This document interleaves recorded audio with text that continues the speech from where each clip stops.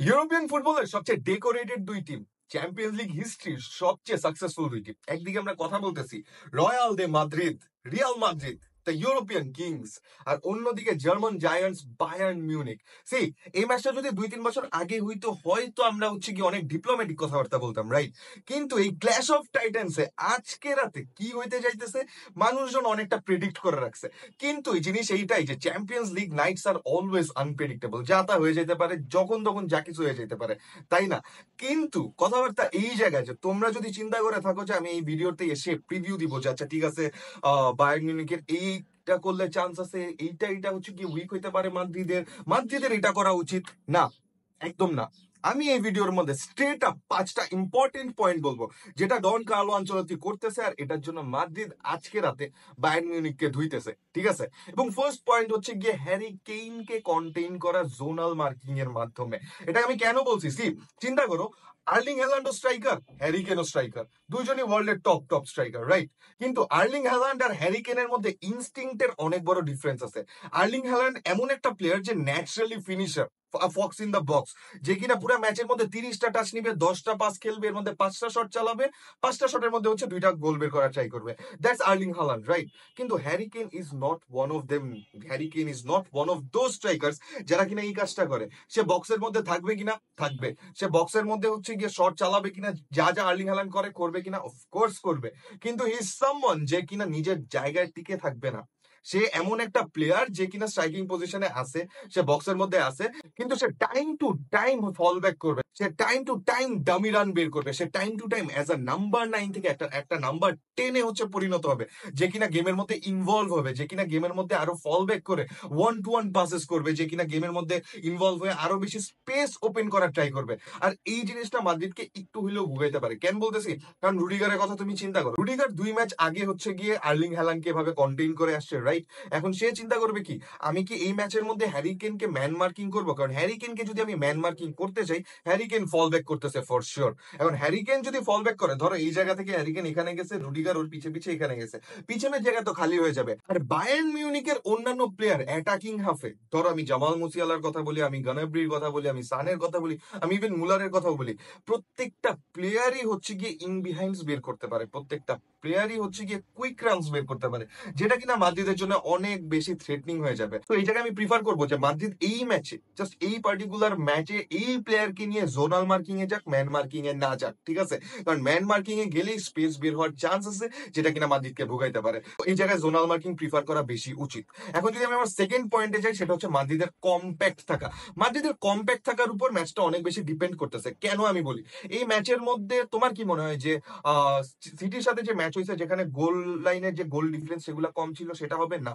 যেখানে আমরা দেখতে পাচ্ছি যে একদম মিনিমাল মিনিমাল গোলের মধ্যে গিয়ে ম্যাচ শেষ হয়েছে, না, এই ম্যাচের মধ্যে গোল হবে ভরপুর।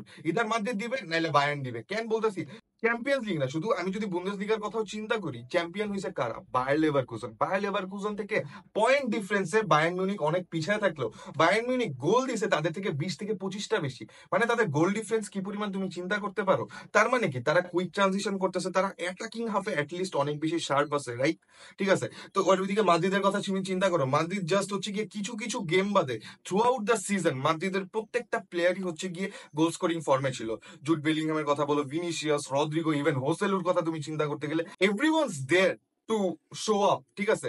তো এই জায়গায় দুই পার্টি গোল দিবে, ইদার মাদ্রিদ দিবে, না হলে বায়ার্ন দিবে, কিন্তু ভরপুর দিবে। তো এই জায়গায় আমি কেন বলতেছি মাদ্রিদের কম্প্যাক্ট থাকা উচিত? মাদ্রিদের কম্প্যাক্ট থাকা উচিত এই কারণে যে তাদের যে দুই উইঙ্গার আছে, বায়ার্নের যে দুই উইঙ্গার আছে, ধরো গানাব্রি আর সানে, তারা কি করে? তারা 1v1-এ প্লেয়ার টেক অন করে, তারা গিয়ে ওয়াইডে থাকে, ওয়াইড থেকে তারা ড্রিবল পাস করে বের হয়। তো এই জায়গায় যদি মাদ্রিদের ফুল ব্যাক গিয়ে একদম অ্যাটেম্প্ট নিতে যায়, এবং মাদ্রিদের তখন গিয়ে কোনো প্লেয়ার সেই অ্যাটেম্পটেড প্লেসটাতে যে গেছে, পিছনে যে প্লেসটা ফাঁকা রেখে গেছে, ঠিক আছে, সেই প্লেসের মধ্যে কভার আপ না করে, তখন মাদ্রিদ কি হিউজ ভাবে ভুগবে। কারণ বায়ার্নের শুধু দুই উইঙ্গারই ভালো না, বায়ার্নের দুই ফুল ব্যাকও সেই, ঠিক আছে, অ্যাটলিস্ট অ্যাটাকিংলি আলফোনসো ডেভিস আর জোশুয়া কিমিক দুইজনই অ্যাটাকিংলি সেরা দুইটা ফুল ব্যাক। কিন্তু ডিফেন্সিভলি তাদের প্রবলেম আছে, এটা আমি বিশ্বাস করি। কিন্তু অ্যাটাকিংলি যখন দেখা যাবে যে সানে বা গিয়ে গানাপ্রি বল হোল্ড করতেছে, আমাদের ফুল ব্যাক বের হয়ে তাদেরকে প্রেস করতে যাইতেছে উইথাউট প্রপার ব্যাকআপ, তখন ওই হাফ স্পেসে বা হচ্ছে গিয়ে দেখবো যে আমরা ওই ফুলব্যাক আন্ডারল্যাপ করতেছে। কারণ আন্ডারল্যাপ যখন করবে তখনই আমরা হচ্ছে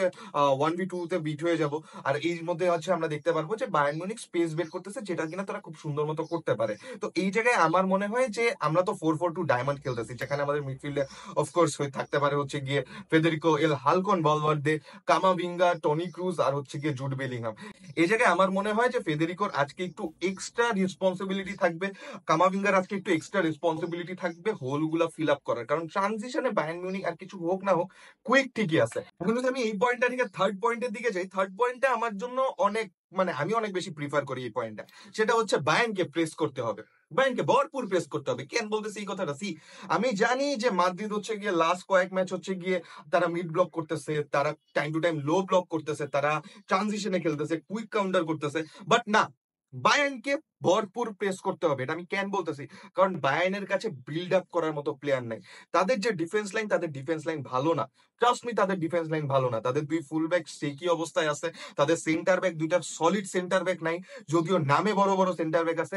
আর তাদের যে হচ্ছে গিয়ে এই যে বক্স টু বক্স প্লেয়ার, যেখানে গোরেজগা খেলতে পারে, যেখানে লাইমার খেলতে পারে, যেখানে পাভলোভিচ খেলতে পারে, তারা ওই হাইট রিচ করে নাই যে তারা হচ্ছে গিয়ে আনপ্রেসেবল হয়ে যাবে। তো বায়ার্নকে প্রেস করলে আমরা দেখতে পারবো যে বায়ার্ন যে কুইক ট্রানজিশন গুলা হচ্ছে গিয়ে রিলিজ করে সেগুলাই হবে না। তো এই জায়গায় আমি বলবো যে মাদ্রিদ হচ্ছে গিয়ে proper man to man pressing এ যাইতে এবং ওভারঅল যাইতে, ঠিক আছে, পুরা team high on the pitch গিয়ে বায়ার্নকে প্রেস করতে। কারণ আমি জানি যে বায়ার্নের সেট আপটা কিভাবে হবে। বায়ার্ন যখন বিল্ড আপ করবে তারা এভাবেই করার চেষ্টা করবে, তাদের হচ্ছে গিয়ে right centre back, right back আর হচ্ছে গিয়ে রাইট ডিএম, এই তিনজন মিলে একটা ট্রায়াঙ্গেল করবে, আর বাকি তিনজন মিলে একটা ট্রায়াঙ্গেল করবে। এই ট্রায়াঙ্গেলের মধ্যে কিছুক্ষণ বল হোল্ড করে একটা কুইক রিলিজ করবে প্লেয়ার হচ্ছে গিয়ে টেনে, যেটা কিনা হবে তাদের উইঙ্গারদেরকে, তাদের উইঙ্গাররা তখন 1v1 এ টেক অন করার ট্রাই করবে, আর তাদের ফুল ব্যাকটা হচ্ছে গিয়ে উপরে উঠে যাবে। ভেরি মাচ ইজি, মানে টুকেল এই জিনিসটাই করার চেষ্টা করে। এর মাঝখানে হচ্ছে সে ইদার হচ্ছে আন্দ্রিক না হলে লাইমার হচ্ছে গিয়ে একটু ফল ব্যাক করে একটা 3 ম্যান ডিফেন্স করার চেষ্টা করবে।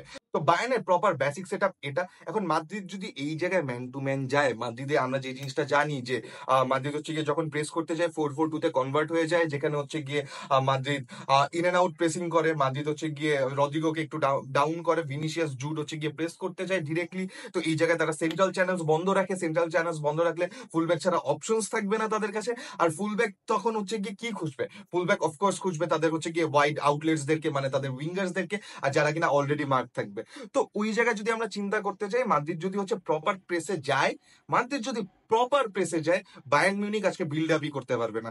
আমার মনে হয় যে মাদ্রিদের এই পজিশনে, এই জায়গাটাতে প্রেস করা উচিত। No matter what happens, Madrid যদি আলিয়ান্জ এরেনাতে প্রেস করে গিয়ে একটা ভালো রকমের অ্যাডভান্টেজ নিয়ে আসতে পারে, মাদ্রিদ বার্নাবুতে হচ্ছে গিয়ে ইজিলি ডমিনেট করে হচ্ছে গিয়ে ফাইনালসে চলে যাবে। এখন যদি আমি আমার 4 নাম্বার পয়েন্টে যাই, সেটা অফকোর্স হতে যাইতেছে প্রপার এক্সিকিউশন। আমি প্রপার এক্সিকিউশন কেন বলতেছি, এটার একটা মেইন রিজন হচ্ছে গিয়ে মাদ্রিদের যে ডিফেন্স ফেস করা লাগে, ঠিক আছে, মাদ্রিদের থ্রু আউট দ্য টাইম যে ডিফেন্স ফেস করা লাগে, যেমন মাদ্রিদ কোয়ার্টার্সে হচ্ছে গিয়ে সিটিকে ফেস করে আসছে, যেখানে ভালো ভালো ডিফেন্ডার ছিল।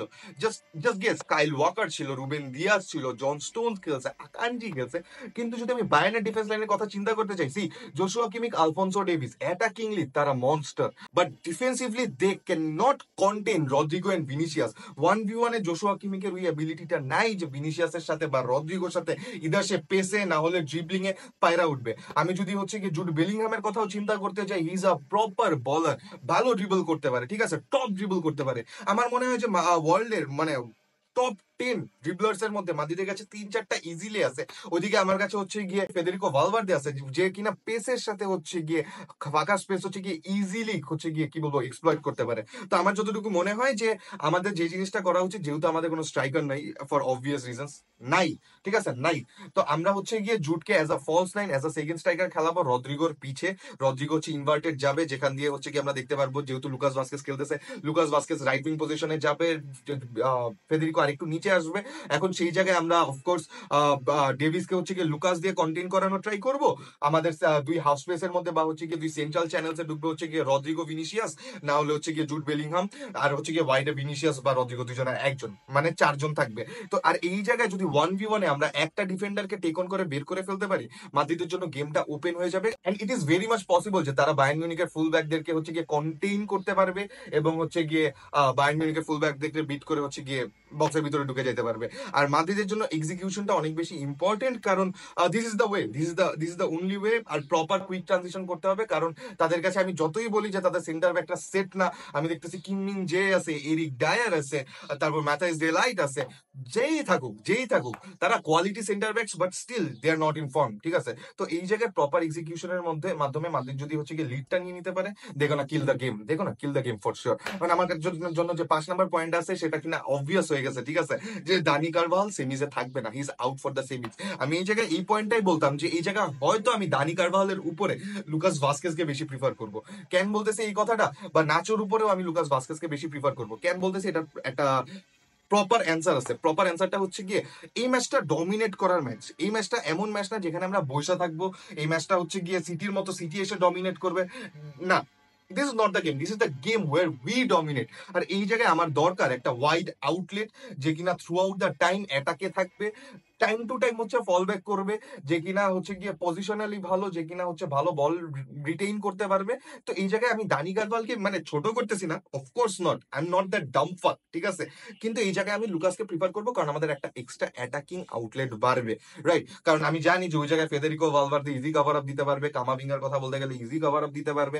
আর ওই জায়গায় যেহেতু হচ্ছে গিয়ে কি বলবো, যে মুসিয়ালা বা গ্নাব্রি খেলবে বা বায়ার্নের লেফট হ্যান্ড সাইডে, তো এই জায়গায় আমি কারভাহালের যে মানে ইনজুরি প্রোন সিচুয়েশন, বা কারভাহাল যে হচ্ছে গিয়ে এই ম্যাচের জন্য আউট, বা সে যে হচ্ছে গিয়ে tired through out the season, তার চেয়ে আমি লুকাসকে বেশি প্রিফার করতাম। তো এই 5টা জিনিস, যেটার মধ্যে একটা লুকাস অফকোর্স হইতেছে, বাকি 4টা যদি হয়ে যায়, মাদ্রিদ আজকে বায়ার্নকে ধুয়ে দিবে, ট্রাস্ট মি অন দিস, আজকে বায়ার্নকে ধুয়ে দিবে। So just let's hope for the best, ঠিক আছে? সো দেখা যাক এই ম্যাচের মধ্যে কি হয়। So yes, until the next time, tata.